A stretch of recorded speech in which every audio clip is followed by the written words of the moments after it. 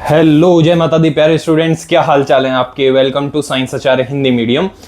हम कर रहे थे 10th क्लास का थर्ड चैप्टर और थर्ड चैप्टर का 3.1 पूरी कर चुके हैं और इसके पहले 2 पार्ट हो चुके हैं। अगर नहीं देखे हैं तो पहले वो जरूर देखना। चलो, पार्ट 3 के अंदर हम स्टार्ट करने वाले हैं प्रतिस्थापन विधि को। कौन सी विधि, बातचीत अपन बीच में करते रहेंगे। मैं अब आपको 2-3 एक चीज बता देता हूँ। एक अपन जो चीज शुरू कर रहे हैं इसका नाम तो है प्रतिस्थापन विधि। क्या होता है, नाम से पता चल रहा होगा आपको कि प्रतिस्थापन, ठीक है ना। ये विधि का नाम लिख दिया। अब देखो इसके चरण वगैरह हैं, स्टेप्स हैं कि आपको सबसे पहले ये करना है, सेकंड स्टेप ये है, थर्ड स्टेप ये है। अब वो तो आपके पास बुक में लिखे हुए हैं और मेरे को पता है वो आप वैसे भी नहीं पढ़ने वाले, ठीक है। इसलिए मैं आपको डायरेक्ट इसके एग्जाम्पल से ही समझाऊंगा। जैसे एक एग्जाम्पल मैंने मान लेता हूं, मैं बुक से नहीं, मैं अलग से ही एक एग्जाम्पल बता देता हूं आपको। मैंने मान लिया कि 2x + 3y = 5, ये एक समीकरण है। और इसी का युग्म बनाने के लिए दूसरा समीकरण मैं ले लेता हूं, 2x, कुछ और ले लेते हैं।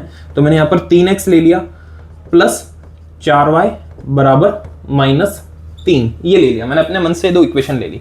अब देखो, क्योंकि नाम इसका क्या है, प्रतिस्थापन, तो हम क्या करेंगे, प्रतिस्थापन करेंगे। और किस तरीके से, ये जो इक्वेशन है ना, यहां से आप अपने मन से चाहे x चाहे y, उनको एक तरफ ले लो। एक तरफ लेने का मतलब क्या है, देखना इस इक्वेशन को मैं कैसे सॉल्व कर रहा हूं। भाई 2x को मैंने एज इट इज छोड़ दिया, इधर क्या है 5, ठीक है। ये 3y उधर जाएगा तो माइनस में हो जाएगा। फिर इसका अगला स्टेप क्या आएगा, तो देखो इसी का अगला स्टेप, वैसे आपको ये नीचे करना है लेकिन दोनों समीकरण लिखे हुए ना, इसलिए मैं बता रहा हूँ खाली। ये एक डेमो हो गया एक तरीके से इस क्वेश्चन का। जब मैं बुक वाले एग्जांपल और क्वेश्चन से स्टार्ट करूंगा ना, तब पूरा तरीके से बताऊंगा। अभी है क्या चीज वो समझना खाली। अब मैं क्या करूंगा, यहां से खाली x का मान निकाल लिया मैंने, और x का मान क्या आ जाएगा आपके पास, 5 - 3y / 2 आ गया, ठीक है। ये किसका मान है, x का मान। अब x के इस मान को इस जगह पर रख देना, ठीक है, इस जगह पर रख देना। तो देखो 3 तो अपनी जगह पे है, x का मान वो अपन ने इतना बड़ा निकाल के रखा, वो रखो। तो ये आ गया 5 - 3y / 2 प्लस 4y बराबर में आ गया -3। अब इसको सॉल्व कर लेना, अपने पास यहाँ से y का मान आ जाएगा। कैसे आएगा वो देखना, 3 को अंदर गुणा करो, 3 को अंदर गुणा करूंगा तो ये हो गया 5 × 15 -3 × 9y बटी में आ गया 2 प्लस 4y = 3। और आगे सॉल्व करो तो इस पूरे का एलसीएम लेना पड़ेगा। 2 आ गया एलसीएम। देखो ये 15 - 9y, तो ऐसा का ऐसा, क्योंकि इसके नीचे 2 है। अब इसके नीचे कुछ नहीं था इसलिए 1 लिया, तभी तो एलसीएम आया। तो इस 2 को 4 के पास ले जाओ तो कितना हो गया, 4 दूनी 8y बराबर में आ गया 3। अब 2 को इधर ले जाना और सॉल्व कर देना। अगर 2 को इधर ले आया मैं, तब क्या आएगा, देखो भाई 15 - 9y तो ऐसा का ऐसा, प्लस 8y भी ऐसा का ऐसा आ गया।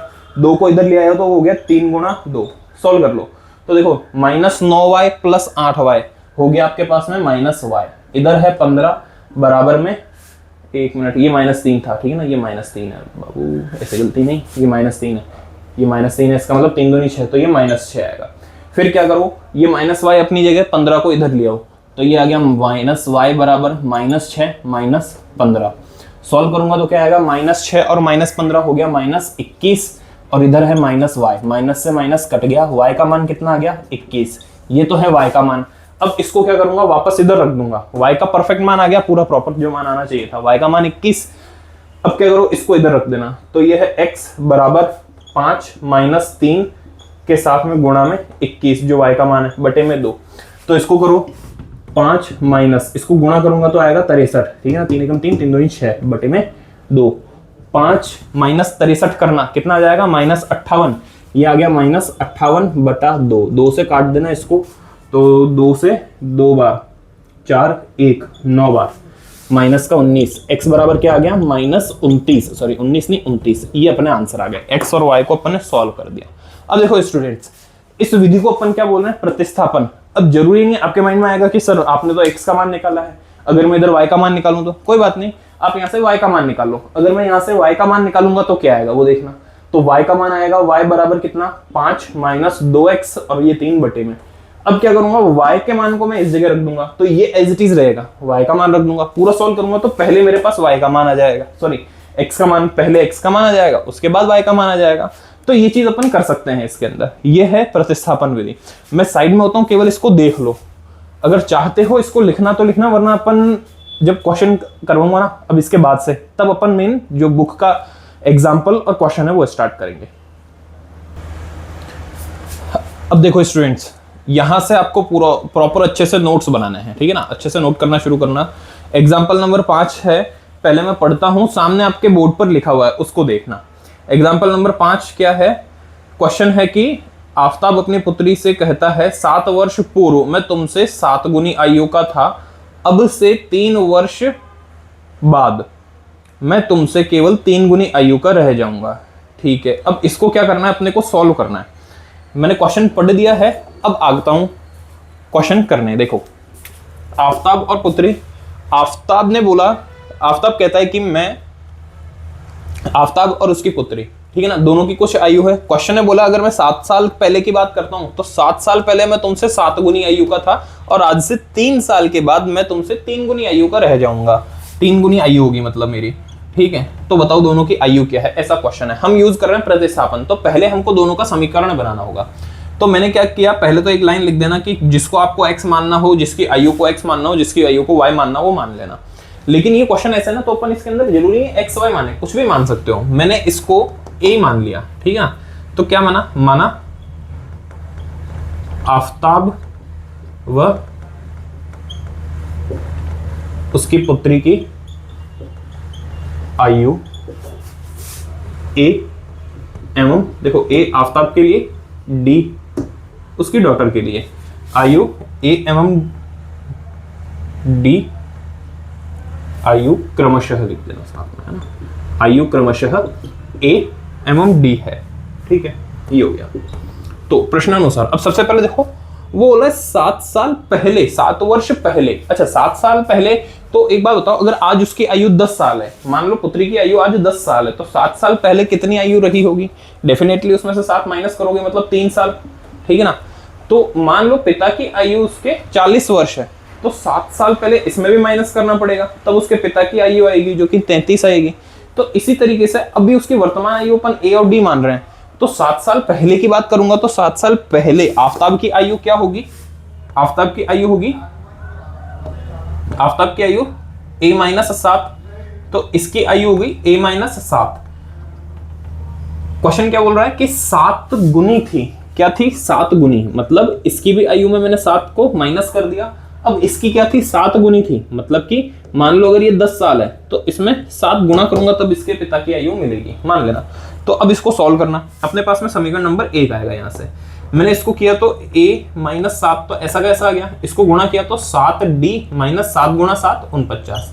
अब सीधी सी चीज, आप चाहो तो यहाँ पर x और y ले लेना, चाहो तो k l ले लेना, जो चाहो वो ले सकते हो आप। ये आ गया, ठीक है। मैं यहां से क्या कर रहा हूं, यहां से मैं a का मान निकाल करके रख लेता हूं। तो a बराबर क्या आ गया, इधर से देखो 7d माइनस 49, माइनस की जगह पे प्लस हो जाएगा इधर आकर के 7। तो a का मान आया आपके पास में 7, तो d माइनस 49 और प्लस 7, तो ये आ गया माइनस 42, माइनस 42। इसको रख दिया मैंने इक्वेशन नंबर 1, ठीक है ना। अब आता हूं मैं दूसरी वाली लाइन पे, जो दूसरा बोला क्वेश्चन ने, पुनः प्रश्नानुसार। अब क्या बोल रहा है क्वेश्चन, तो क्वेश्चन ने आपसे कहा, देखो इसके बाद मैं यहां कंटिन्यू कर रहा हूं मैं, 3 वर्ष पश्चात, मतलब आज से 3 साल के बाद में, मतलब इसकी भी आयु 3 बढ़ जाएगी और बेटी जो है उसकी भी आयु, पुत्री की आयु भी 3 वर्ष बढ़ जाएगी, ठीक है ना। कितनी हो जाएगी, 3 गुनी हो जाएगी। कितनी हो जाएगी, 3 गुनी हो जाएगी। इसका मतलब अगर इसकी आयु 9 हो, सपोज करना अगर 12 है तो 12 या 36, इससे इसकी आयु होनी है। ये आया अपने पास में। अब समझो, इसको आगे सॉल्व कर लेते हैं। एक काम करता हूं मैं, समीकरण 1 के अंदर जो a दे रखा है ना वो मान रख देता हूं, यहाँ पर सॉल्व कर देते हैं। तो पहले तो इसको एक बार इक्वेशन बना लेता हूँ, मतलब जितना सॉल्व हो सके पहले कर देता हूँ। तो ये हो गया 3d प्लस 3 तिया 9। अब क्या करता हूँ, समीकरण 1 से मान रखने पर, समीकरण 1 से मान रख देंगे तो क्या आएगा, देखिए a प्लस a की जगह पे ये मान रख देना, तो ये आ गया 7d माइनस 42, ठीक है, प्लस 3 बराबर 3d प्लस 9, ठीक है, ये आ गया। अब इसको सॉल्व कर लेते हैं। मैं 3d को इधर ले आता हूं, तो ये हो गया 7d माइनस 3d, इधर क्या आएगा देखो माइनस 42 और प्लस 3 है, माइनस 42 प्लस 3, तो ये हो जाएगा माइनस 39।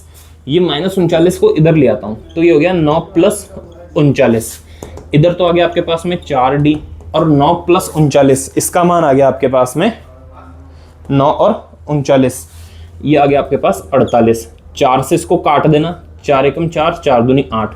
डी की आयु कितनी आ गई? 12। इसका मतलब पुत्री की आयु क्या आ गई आपके पास? 12 वर्ष। ये क्वेश्चन अपना कंप्लीट। अच्छा, इसका थोड़ा सा पार्ट बाकी रह जाता है, मैं इधर कर देता हूं इसको।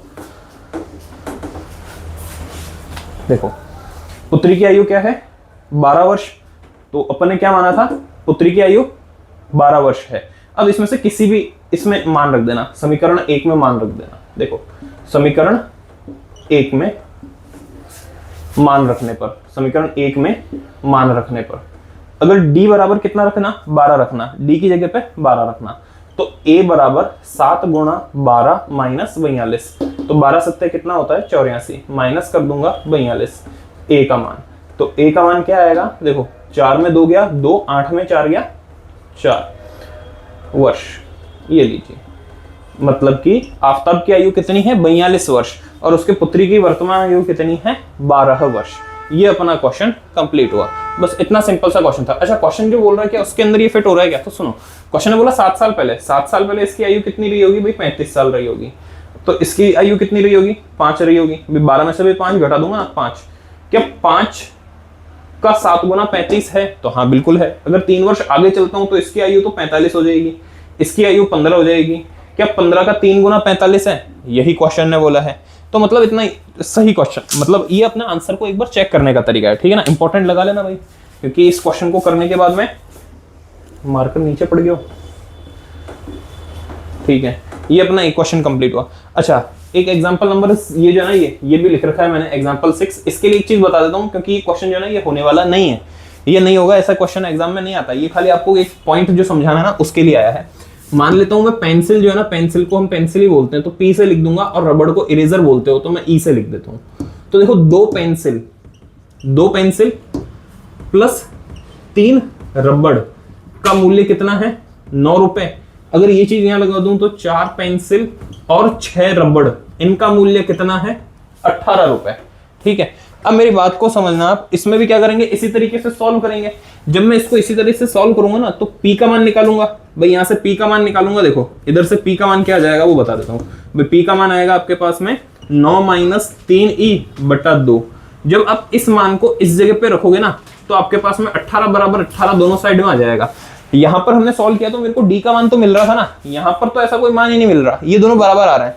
इसका मतलब यहां से आपको p और e का, मतलब कि जो दो चर संख्या है ना अपने पास, 2 चर है ना, उनके मान ही नहीं निकलेंगे। अब वो मान क्यों नहीं निकल रहे हैं, उसके लिए वापस याद करो, 3.1 के अंदर अपन ने कुछ पढ़ा था कि हल कब नहीं होता, या तो अनंत हल होते हैं, या फिर दोनों रेखाएं समांतर होती है तो कोई भी हल नहीं होता।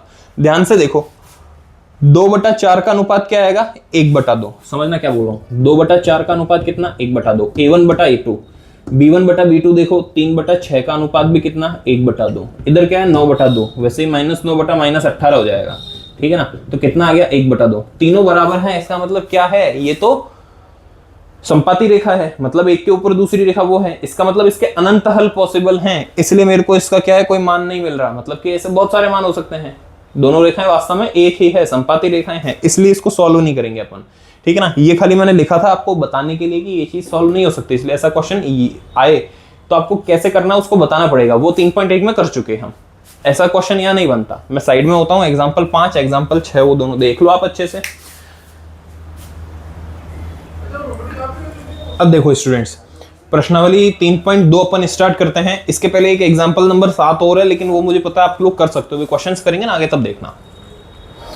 ये है, क्वेश्चन ने बोल दिया आपको प्रतिस्थापन विधि से इनको हल करना है, तो करते हैं प्रतिस्थापन विधि से हल। क्या करना? समीकरण, देखो ये तो क्वेश्चन आपको दिया हुआ है, ठीक है ना? ये तो क्वेश्चन दिया हुआ है। सबसे पहले क्या इसने दिया है? x + y = 14। वही लिख देता हूं मैं, x + y = 14। यहां से x का मान निकाल लो, कितना आ जाएगा? 14 - y। इसे रख दो समीकरण 1 से, ठीक है ना? अब देखो समीकरण नंबर 2, मतलब दूसरी समीकरण ले, कौन सी? दूसरी समीकरण क्या है? x - y = 4। इसमें क्या करो? समीकरण 1 से मान रख दो। समीकरण 1 से मान रखने पर, समीकरण 1 से मान रखने पर, अब मान रखूंगा तब क्या होगा देखना, x की जगह पे 14 - y आएगा, इस x की जगह पे 14 - y। और ये वाला minus y as it is आएगा, फिर उसके बाद में बराबर 4। अब सॉल्व कर दो, तो ये 14 माइनस वाई हो गया -2y, ठीक है ना, बराबर में है 4। इस 14 को इधर ले आता हूं, तो देखो -2y बराबर 4 माइनस 14 इतना।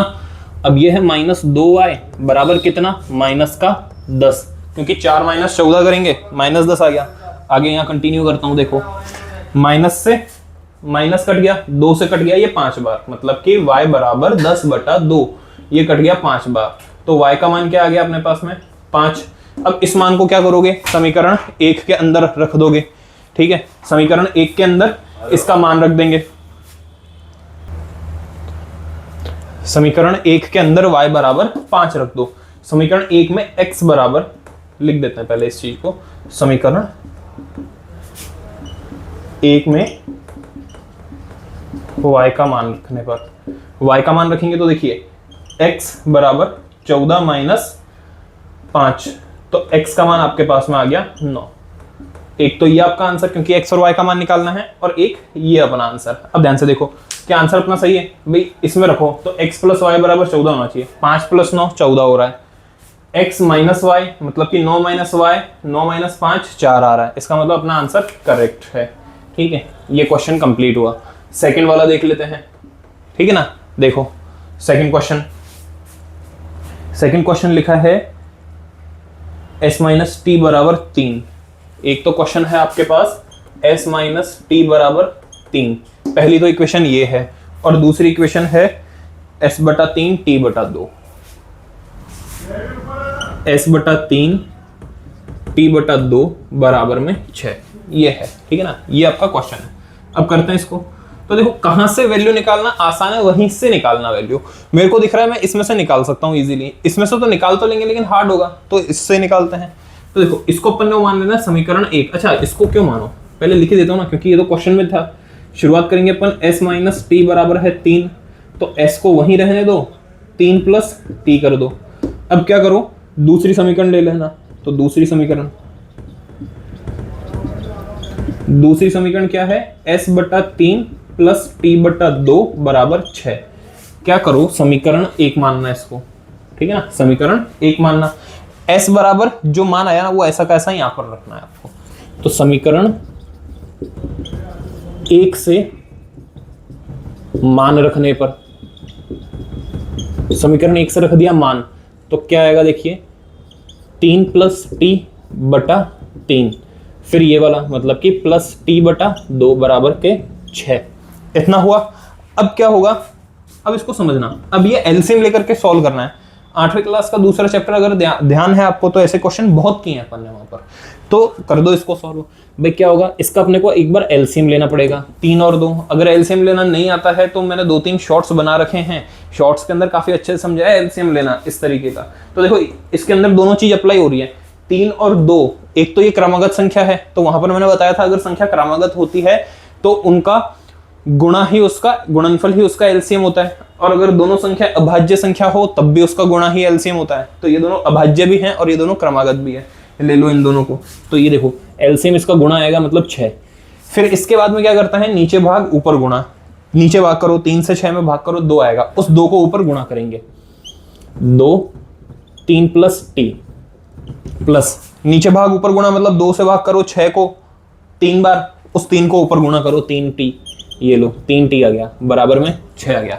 मैं इसको यहां पर कंटिन्यू कर रहा हूं, आ जाएगा इतने में, इसको कंटिन्यू करूं तो देखो 2 को अंदर गुणा करना, 2 तिया 6 प्लस 2 गुणा t, 2 3 से भी गुणा होगा, 2 t से भी गुणा होगा, हो गया, प्लस ब्रैकेट बंद, तो इसका गुणा होना भी बंद, ये 3t ये 3t बटे में है 6, इस तरफ भी है 6, ठीक है। अब क्या करो, 6 को इधर ले आओ, मतलब इस 6 को क्रॉस मल्टीप्लाई करके इधर ले आओ, तो देखो ये तो 6 अपनी जगह पे, ये 2t और ये 3t, 2 और 3 मिलकर के हो गए 5, तो ये हो गया 5t बराबर 6, इधर आ गया 6 गुणा 6 हो गया। अगले स्टेप में क्या होगा, 6 प्लस 5t बराबर आएगा 6 गुणा 6 मतलब कि 36, ठीक है। अब क्या करो, इस 6 को उठाओ और उधर ले जाओ, तो 5t बराबर कितना आएगा 36 माइनस 6, तो यहां से 36 माइनस 6 कितना हुआ, तो वो हुआ 30। अब ये 5 इसके पास में है, तो क्या करो इस 5 को उधर ले जाओ, अब ये गुणा में है तो इधर बटे में आएगा, इसलिए 30/5 हो गया। 5 से एक बार, 5 से 6 बार, तो t का मान कितना आ गया आपके पास में 6। अब देखो t का मान आ गया आपके पास में 6, एक तो आंसर ही आ गया। अब समीकरण 1 में रख दो मान,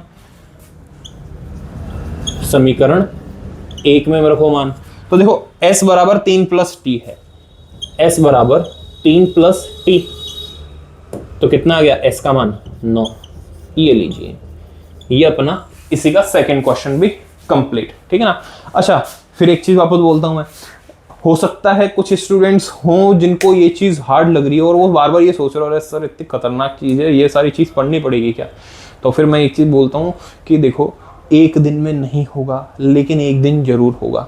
जो आपका जिस दिन आपका रिजल्ट आएगा ना, आप उस दिन को सोचना कि जिस दिन रिजल्ट आएगा और रिजल्ट अगर बढ़िया रहेगा तो कितना अच्छा दिन होगा, शायद लाइफ का आज तक का सबसे बढ़िया दिन होगा, है ना। कि भाई आप लोग भी खुश होंगे, परिवार वाले खुश होंगे, स्कूल वाले खुश होंगे, ठीक है ना। जैसा सोचा नहीं वो इतना अच्छा रिजल्ट आपका होगा तो सब जने पूछेंगे हाँ जी फलाना का छोरा के कितना आया, हाँ जी फलाना की छोरी के कितना आया, और जब वो बताएंगे तो क्या गर्व महसूस होगा उनको। अब उस चीज को सोचना। अब अगर आप चाहते हो कि एक दिन जब कोई भी रिजल्ट आए और इतना अच्छा रिजल्ट आए कि मेरे को तो गर्व हो ही हो, बताने वाले को, मतलब कि जब मैं किसी को बताऊं, मेरे पेरेंट्स किसी को बताएं, तब उनको भी गर्व होना चाहिए। तो उस एक अच्छे दिन के लिए आपको एक दिन मेहनत करनी पड़ेगी। अभी मुझे पता है आपके अभी वेकेशंस चल रहे हैं ना, छुट्टियां चल रही है, तो बहुत सारे ऐसे होंगे जिन्होंने पढ़ाई लिखाई छोड़ रखी है, हमारा इससे कोई नाता नहीं है ना। लेकिन जो कहता है ना कि नियमितता, अगर आप नियमित हैं तो लास्ट के अंदर आपको कोई परेशानी नहीं आने वाली, वरना आप खुद सोचना। अभी मैं चैप्टर नंबर 3 पे चल रहा हूँ, अपने 3 चैप्टर कंप्लीट हो चुके हैं। अगर आप रेगुलर हमारे साथ में पढ़ रहे हैं ना, तो आपके भी 4 चैप्टर कंप्लीट हो चुके हैं। पहला, दूसरा और चौथा कंप्लीट हो गया, ये तीसरा है, ये भी कंप्लीट हो जाएगा। तो इस तरीके से आपके भी छुट्टियों के अंदर 4 चैप्टर कंप्लीट हो गए। अब आप इस चीज़ को सोचना, जिसने छुट्टियां आराम से मना ली, ठीक है ना, तो उसने खाली छुट्टियां आराम से मना ली, आगे जाकर के तकलीफ होने वाली है थोड़ी बहुत सही। जितना जल्दी चेतोगे उतना बढ़िया फायदे में रहोगे, वो है ना कि जब जागो तभी सवेरा। लेकिन कहीं दूर अगर पहुंचना है तो घर से तो जल्दी निकलना पड़ेगा। तो वही चीज़ है कि आपको एक अच्छा रिजल्ट चाहिए ना, तो आपको छुट्टियों के अंदर मेहनत कर लेनी चाहिए। आपने अभी तक, आप ये चीज़ सोचना कि आपने अभी तक 4 चैप्टर अपने कंप्लीट कर लिए होंगे हमारे साथ में छुट्टियों के अंदर। वहीं पे कुछ ऐसे भी होंगे जिनको छुट्टियों में पूरा मस्ती करनी है, कुछ पढ़ना नहीं है, तो उन्होंने अपने छुट्टियों में मस्ती कर ली, लेकिन वो कंप्लीट नहीं हुआ। अब वो 4 चैप्टर जो आप कंप्लीट कर चुके हो, उसको कंप्लीट करने के लिए आपको अगर महीना भर लगा, तो उनको भी महीना भर लगेगा। वो महीना भर कब लगाते हैं, अब वो उनके ऊपर है। छुट्टियों के बाद में वो एकदम से तो वापस पढ़ाई स्टार्ट होने वाली नहीं है। 10-15 दिन तक तो ये जो दिमाग होता है ना, ये हैंग मोड में रहता है। हैंग मोड मतलब जहाँ समझते हो ना, कि जब मोबाइल के अंदर बहुत सारी एप्लीकेशन एक साथ चल जाएगी ना, तो कोई भी एप्लीकेशन ढंग से काम नहीं करेगी। अब क्या होगा, इतने टाइम उनको आदत थी आराम की, मस्ती की, खेल कूद की, ये सारी, अब एकदम से स्कूल जाना पड़ेगा ना, तो ये दिमाग जो है वो हैंग हो जाएगा। ठीक है, पढ़ाई में तो बिल्कुल लगेगा ही नहीं। 10-15 दिन बाद में जब रूटीन में आएगा ना, तब उसको समझ में आएगा यार टेस्ट आने वाले हैं, पढ़ाई करनी पड़ेगी। तो वो 4 चैप्टर पहले कर चुके हो, उनको वो 4 चैप्टर अब करने हैं। लेकिन समय किसी के लिए रुकता नहीं है, आगे से आगे चैप्टर और होते जाएंगे, आगे से आगे काम कंप्लीट होता जाएगा। अब उनका जो है वो आगे चलता जाएगा, मतलब पेंडिंग होता जाएगा। इसका मतलब आपने अगर पढ़ाई अभी करी है तो आप उन लोगों से तो पहले ही आगे हो। बस आपको कंसिस्टेंसी रखनी है। कंसिस्टेंसी का मतलब ये नहीं है कि हाँ भाई छुट्टी तो गणों पढ़ लियो, और जैसे स्कूल खुली तो हमको तो टाइम ही नहीं मिल रहा पढ़ने का। टाइम आपको निकालना पड़ेगा, ठीक है ना। आपको पढ़ाई अपने लिए तो टाइम कम से कम आपको निकालना ही पड़ेगा। इतना टाइम तो निकालना है कि आप पढ़ें। मैं साइड में होता हूँ, बातचीत और करते रहेंगे बीच में। देखो इसको, ये 2 क्वेश्चन, फिर मैं नेक्स्ट क्वेश्चन भी करता हूँ। अब देखो स्टूडेंट, 2 क्वेश्चन और लिखे हैं मैंने आपके सामने। एक तो है फर्स्ट का 3rd और ये फर्स्ट का 4th। पहले फर्स्ट के 3rd के ऊपर देखो, ज्यादा टाइम लगने वाला नहीं है, क्योंकि इसको आप अगर ध्यान से देखो ना, देखो A1/A2, B1/B2, C1/C2 करके देखना, तो 3/9, 1/3 आ जाएगा, इधर से भी 1/3 आ जाएगा, इधर से भी 1/3 आ जाएगा। इसका मतलब ये दोनों क्या हैं, तो ये दोनों समपाती रेखाएं हैं जिसके अनंत हल होते हैं। इसका मतलब इसको ज्यादा सॉल्व करना ही नहीं है, केवल इतना करना कि इसको लो समीकरण 1, इसको लिख दिया अपन ने समीकरण 2। क्या करूंगा मैं, समीकरण 1 से, मतलब कि समीकरण 1 में मैं कुछ कर रहा हूं। क्या कर रहा हूं, देखो 3x बराबर 3 ये माइनस है ना, इधर जाकर के प्लस आ जाएगा, ठीक है। x बराबर क्या आ जाएगा, 3 + y/3, ये 3 बटे में आ गया। इसको क्या करूंगा, समीकरण 2 में रखने पर, समीकरण 2 में रखने पर, समीकरण 2 में रखूंगा तो क्या आएगा, देखो 9 तो अपनी जगह पे, 9 तो अपनी जगह, x की जगह पे ये रख दूंगा, x की जगह पे 3 + y बटा 3, फिर क्या है -3y बराबर 9। सुनो 3 से काटना इसको 3 बार, अब ये 3 क्या होगा, अंदर दोनों में गुणा होगा, इसका मतलब 3 × 9, सुनो ध्यान से, 3 × 9 + 3y -3y बराबर आ गया 9, 3y में 3y कट गया तो 9 बराबर 9 आ गया। अब ये 9 बराबर 9 आ गया जो तो सही है, लेकिन क्या ये संभव है, मतलब कि x और y का मान निकालना संभव है क्या? तो बात को समझना, अभी एक एग्जांपल बताया था ऐसा ही, तो यहाँ x और y के अलग अलग मान नहीं निकलेंगे, मतलब एक मान नहीं निकलेंगे, काफी सारे मान निकलेंगे। तो यहाँ पर क्या लिखेंगे अपन, x व y के अनंत हल संभव हैं। बस अपना ये क्वेश्चन हो गया कंप्लीट है, इतना ही है, इससे ज्यादा कुछ नहीं होगा इसमें। अब आते हैं अपन 4th क्वेश्चन पे, इसको समीकरण 1 मानना और इसको समीकरण 2 मानना। समीकरण 1 से मान निकालो, देखो समीकरण 1 से, समीकरण 1 से क्या आएगा, देखो 0.2x अपनी जगह पे 0.3y को उधर ले जाओ, तो अपने पास में है 1.3, 1.3 है, मैं इधर लेकर के गया तो ये हो गया -0.3y, ठीक है। अब क्या है, 0.2 का भी काम नहीं, इधर 0.2 को भी उधर धक्का दे दो, तो ये हो गया x बराबर 1.3 - 0.3y बटा 0.2, ये अपने पास में x का मान आ गया। अब क्या करना, इस x के मान को समीकरण 2 में रख देना, x का मान समीकरण 2 में रखने पर, समीकरण 2 के अंदर रख देते हैं, समीकरण 2 में रखो, देखो तो समीकरण 2 में x का मान रखना, x की जगह पे इधर क्या है गुणा में 0.4, सबसे पहले तो ये 0.4 आ गया, अब रखना x की जगह पे, तो ये आएगा 1.3 - 0.3y बटा 0.2, ठीक है, प्लस 0.5y बराबर 2.3।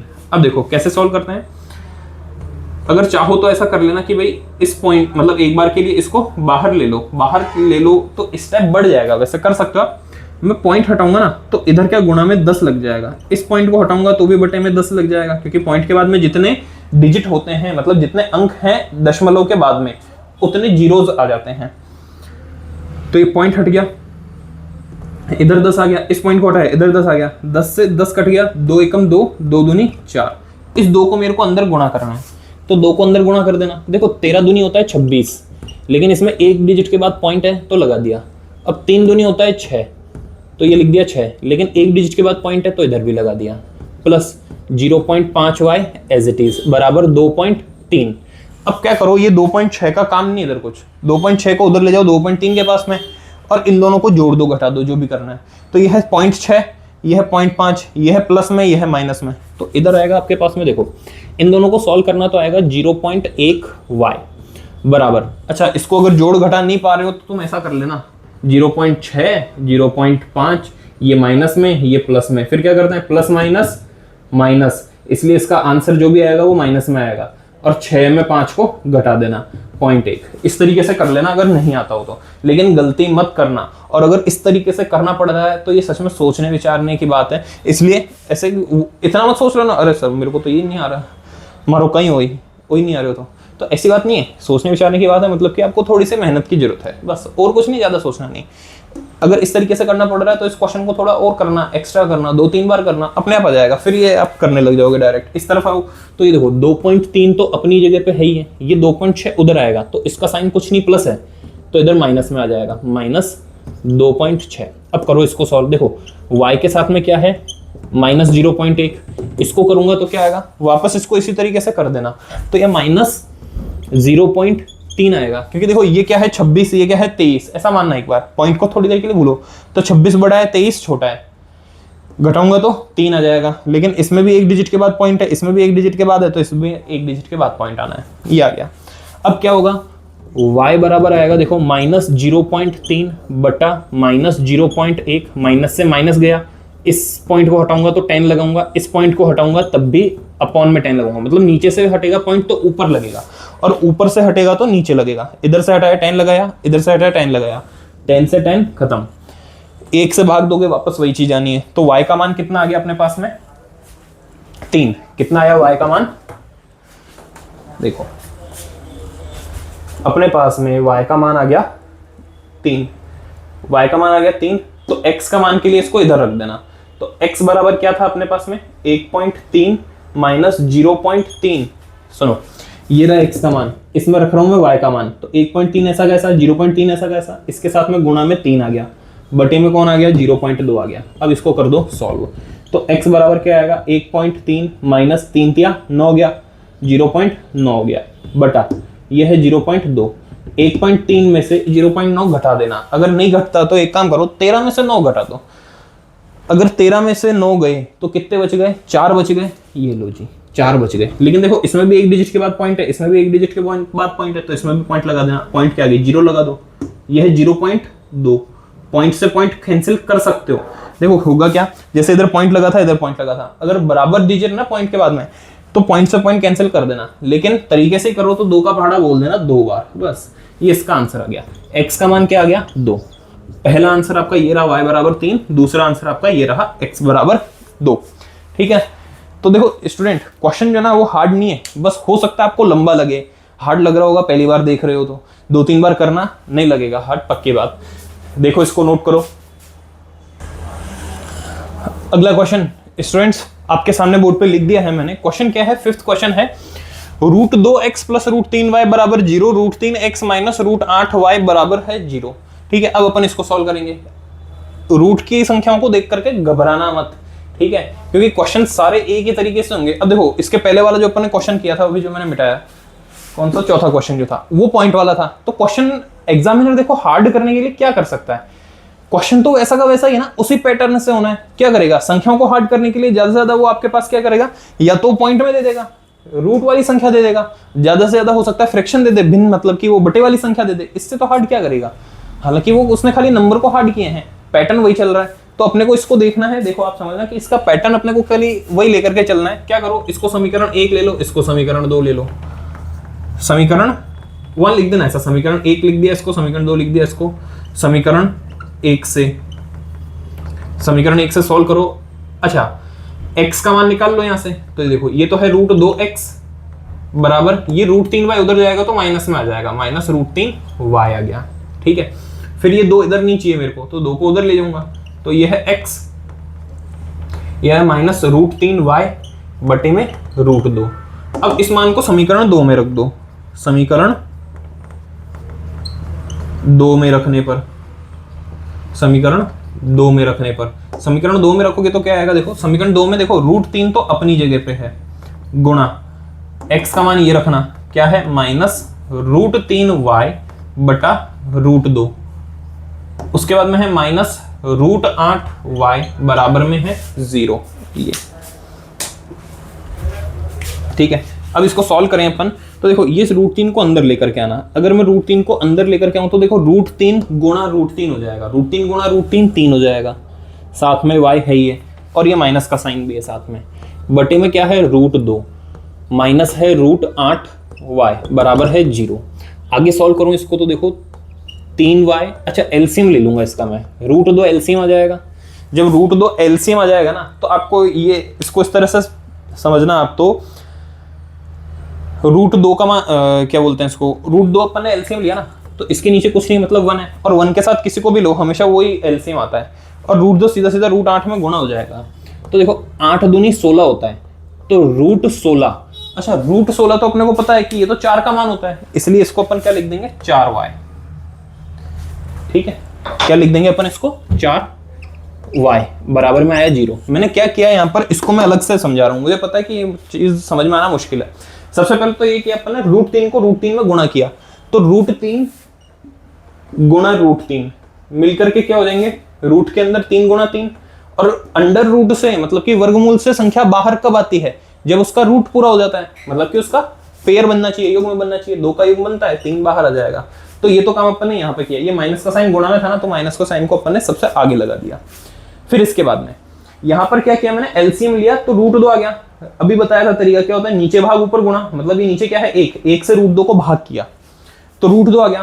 तो ये आया देखो -3y, तो ऐसा का ऐसा आ गया, माइनस का साइन है, इधर आएगा √2 गुणा √8, साथ में है y बटा √2 बराबर में 0। अब देखो 8 दूनी क्या होता है, 16 होता है, तो ये आ जाएगा रूट के अंदर 16, और √16 को अपन लिखते हैं 4 गुणा 4, ठीक है ना, पेड़ बन गया तो 4 बाहर आ जाएगा, बस वही मैंने वहां पर लिखा है। अब आगे कंटिन्यू कर रहा हूं, इसको समझो।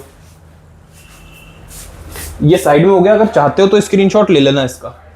ये देखो आगे, देखो इसको सॉल्व करना, तो ये क्या है, -3y और -4y, तो -3 - 4 कितना हो गया, -7y, बटे में कौन है, √2 बराबर 0। अगले स्टेप में क्या करूंगा, √2 को 0 के पास ले जाऊंगा, तो ये हो गया -7y बराबर 0 गुणा √2, क्योंकि बटे में है तो उधर गुणा में जाएगा, और 0 किसी में भी गुणा होगा 0 हो जाएगा। अगले स्टेप में 7y बराबर क्या है, 0, -7 को इसमें भाग दे दो, तो 0 में किसी भी संख्या का भाग दोगे वापस वो 0 ही आ जाएगा, तो y बराबर क्या आ गया, 0 आ गया। हटाओ इसको, y बराबर 0 आया तो x का मान भी क्या आएगा, इस जगह पे मान रख देना, तो x का मान, x बराबर क्या लिया था, x बराबर क्या आया था अपने पास में, इसको डब्बे में बंद करके रख देता हूं मैं, ठीक है।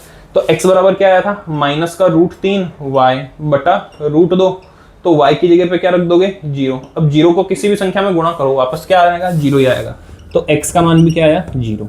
ये अपना आंसर, ठीक है ना। मैं साइड में होता हूँ, इसका मतलब x का मान क्या है, 0, और y का मान क्या है, वो भी 0। साइड में होता हूँ, देखो इसको अच्छे से। अगर कोई डाउट है तो आप कमेंट बॉक्स में ड्रॉप कर सकते हो, और हमने आपको एक नंबर भी दे रखा है, आप उसके ऊपर भी चाहो तो शेयर कर सकते हो अगर कोई प्रॉब्लम हो तो। अब देखो स्टूडेंट, अपने पास में है क्वेश्चन नंबर फर्स्ट का ही 6th क्वेश्चन, मैंने आपके सामने बोर्ड पर लिख रखा है। क्वेश्चन क्या है आपके पास, 3x बटा 2 माइनस 5y बटा 3 बराबर -2, और x बटा 3 प्लस y बटा 2 बराबर 13 बटा 6। ये क्वेश्चन अपना कंप्लीट हो गया। मैं यहीं से शुरू करूंगा, लेकिन इतने में आएगा नहीं, तब मैं उसको मिटा दूंगा बाद में। जब तक आप चाहो तो एक बार स्क्रीनशॉट ले सकते हो इसका। नेक्स्ट इस पे आते हैं, कोशिश करूंगा कि इतने में आ जाए सॉल्यूशन। इसको ले लिया अपने समीकरण 1, इसको ले लिया समीकरण नंबर 2। अब क्या करना, सबसे पहले तो समीकरण 1 से x का मान निकालने की कोशिश करना। हालांकि मुझे पता है कि थोड़ा सा हार्ड लगेगा आपको ये, लेकिन हो जाएगा। देखो ये ना इधर माइनस में है, उधर जाएगा तो प्लस में आ जाएगा, तो मैंने इसको लिख दिया 5y बटा 3 -2। -2 अपनी जगह, ये माइनस में है, उधर जाएगा तो प्लस में आ जाएगा, ये प्लस में आ गया। अब देखो इसके पास में 3 बटा 2 है, ठीक है ना। अगर ये उधर जाएगा तो उल्टा हो जाएगा, उल्टा इन द सेंस कि 2 बटा 3 हो जाएगा और गुणा में आ जाएगा। तो इसको क्या करूंगा, x बराबर 2 बटा 3 और ये पूरी चीज 5y बटा 3 -2, ठीक है। समझ गए भाई, 2 बटे में है तो गुणा में आएगा, जो गुणा में है वो बटे में आएगा, तो 2 बटा 3 आ गया। फिर ये 5y बटा 3 -2 ये पूरा आ गया। अब देखो यहाँ पर अक्सर स्टूडेंट गलती क्या करता है, जो नहीं करना है, ठीक है ना, यहाँ पर लिख भी देता हूं कि नहीं करना है।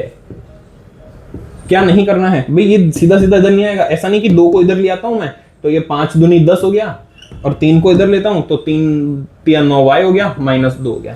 ध्यान रखो ये पूरे के साथ में गुणा में आएगा, ना कि केवल इसके साथ में। वो दो ने कोई गलती थोड़ी करी भाई, प्रसाद बांट रहे हो तो सबको बांटो ना, एक को ही क्यों बांट रहे हो। दूसरे को क्या किया, छोड़ दिया, वो बेचारा बाहर जाके रो रहा है कि भाई उसको तो दे दिया, मेरे को नहीं दिया प्रसाद।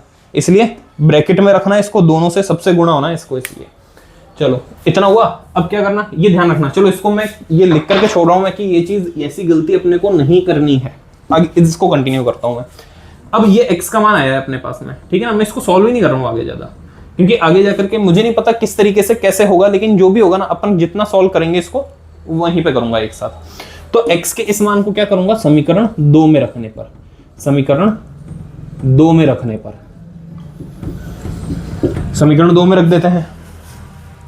देखो समीकरण 2 में मान रखा अपन ने, तो क्या आएगा, x को रखो इधर, तो x की जगह पे मतलब ये 1/3, ये बटे में 3 है, मतलब कि इसके बटे में आ जाएगा, तो ये हो जाएगा देखो 1/3 गुणा 2/3, और साथ में क्या है 5y बटा 3 -2। फिर है इधर x/3 वाली चीज आ गई पूरी, x की जगह पे ये मान आ गया, 1/3 था वो 3 आ गया, प्लस y/2, तो प्लस में है y/2 बराबर में है 13/6। अब इसको सॉल्व करते हैं अपन। तो सॉल्व करेंगे, देखिए 3 3 9 हो गया, ठीक है, ये 3 3 9। अब ये जो है ना, ये पूरा का पूरा ये सब में गुणा होगा, ब्रैकेट के अंदर तक दोनों में गुणा होगा। तो ये है 2 और 5 गुणा होकर के हो गए 10y। अब देखो 3 3 9 9 3 27 बटे में 27। फिर इस पूरे को इसमें भी गुणा करना, तो 2 दूनी तो हो गया 4, 3 तिया हो गया 9 प्लस y/2 बराबर 13/6। क्या करो, ये 4/9 ये कांस्टेंट टर्म है, इसको उधर ले जाऊंगा, y वाले को एक साथ रख दूंगा, तो ये है 10y/27 प्लस y/2 बराबर 13/6, और ये माइनस में है ना, इधर आकर के प्लस हो जाएगा, तो ये गया प्लस 4/9 है। ठीक है, 6 नहीं है 9 है। ठीक है, अब देखो मैं इधर करना नहीं चाह रहा हूं मैं, क्योंकि इधर करूंगा बहुत ज्यादा घिसपिच हो जाएगी, और काम अपना साफ सफाई, काम के अंदर साफ सफाई भी जरूरी है ताकि तुमको अच्छे से समझ में आए। मैं साइड होता हूँ। सबसे पहले तो तुमको 5th वाला जो किया ना अपने कंप्लीट, उसका स्क्रीनशॉट ले लो, उसका स्क्रीनशॉट ले लो, चाहे नोट कर लो। अब मैं उसको मिटा करके इसको आगे कंटिन्यू वहीं पे करता हूँ। देखो ये था 5th, इसको मैं मिटाता हूँ और उसे कंटिन्यू करता हूँ यहीं पे।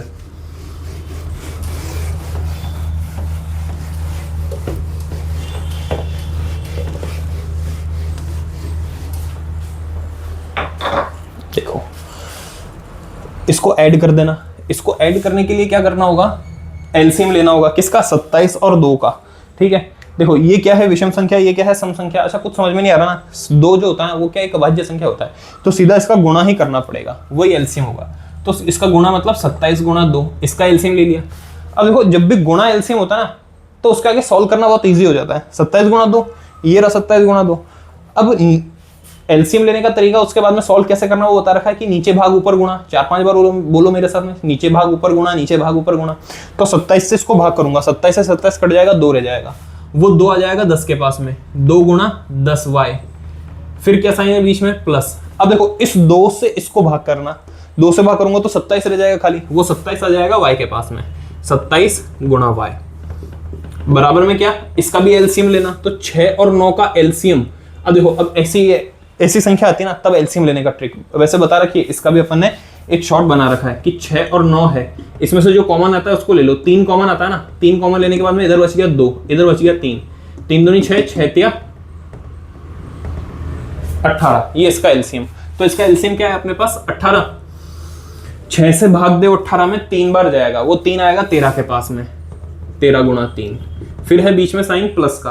अब उस 9 से भाग दे 18 को आएगा 2, उस 2 को गुणा करूंगा मैं ऊपर का 4 में, ठीक है ना, नीचे भाग ऊपर गुणा। सॉल्व कर दो तो देखो 10 गुणा 2 तो हो गया 20y, ये आया 20y प्लस 27y बटा 27 दूनी कितना होता है, 54 होता है, बराबर इसको करना 13 तिया 39 प्लस 4 दूनी 8 बटे में है 18। अब सॉल्व कर देंगे तो देखो 20 प्लस 27, शाबाश, कितना हो गया 47y बटे में है 54 बराबर 39 प्लस 8 कितना हो गया भाई, 1 दिया 40 और 7 47, 47 बटा 18 हो गया। अब देखो इसके साथ में 47 बटा 54 है, 47 गुणा में है 54 बटे में है, बटे वाला गुणा में जाएगा और गुणा वाला बटे में आएगा। तो यहां से आपके पास में y बराबर क्या आ गया, 47 बटा 18, तो ऐसा का ऐसा लिखा था, ये 54 इधर आएगा और ये 47 नीचे आएगा, 47 से 47 कट गया, 18 तिया 54, 18 दूनी 36 और 18 तिया 54, तो y का मान कितना आ गया आपके पास में 3। पहला तो आंसर ये है। अब y के इस मान को इधर रखूंगा तो x बराबर क्या आएगा वो देख लो। x बराबर क्या आएगा, देखिए 2/3 तो ऐसा का ऐसा, ठीक है। उधर क्या है 5, y की जगह पे रखूंगा 3, बटे में है 2, माइनस करना है 2, नहीं बटे में है 3, ठीक है। कर दो इसको सॉल्व, तो ये क्या आ रहा है देखो 3 से तो 3 कट गया इधर, इसको सॉल्व करूंगा ना तो खाली 5 रह गया अंदर, मतलब x बराबर क्या है 2/3, इधर है 5 माइनस 2, 5 माइनस 2 क्या होता है, शाबाश 3, 3 से 3 भी कट गया, x का मान क्या आ गया 2, ये आपका आंसर आ गया। ये अपने पास में फर्स्ट वाले के 6 क्वेश्चन पूरे हो गए, ये पूरा कंप्लीट। और वो मैं साइड में हो जाता हूं, ठीक है, देख लो इसको अच्छे से नोट करना। देखो स्टूडेंट इसको,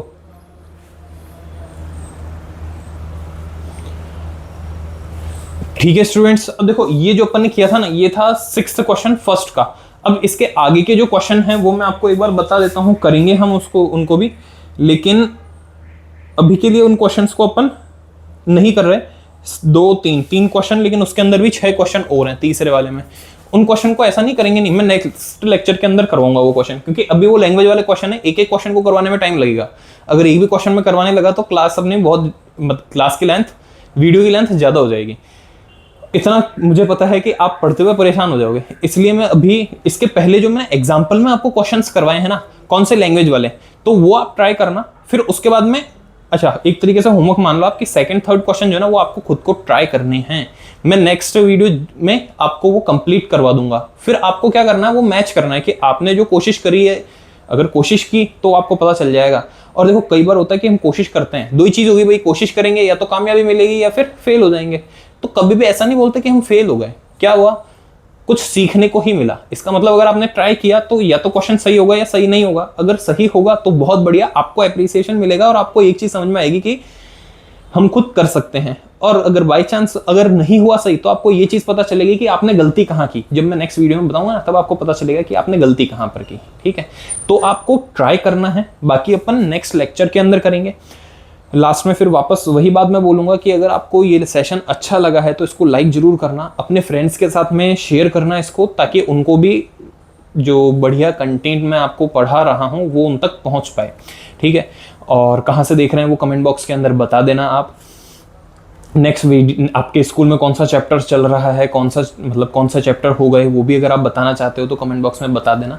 बाकी अपन नेक्स्ट वीडियो के अंदर कंप्लीट कर लेंगे इस 3.2 को, मतलब 3.2 प्रश्नावली, उसको नेक्स्ट वीडियो में कंप्लीट कर लेंगे। जब तक आप इसको पढ़िए। ठीक है स्टूडेंट, जय हिंद, जय भारत।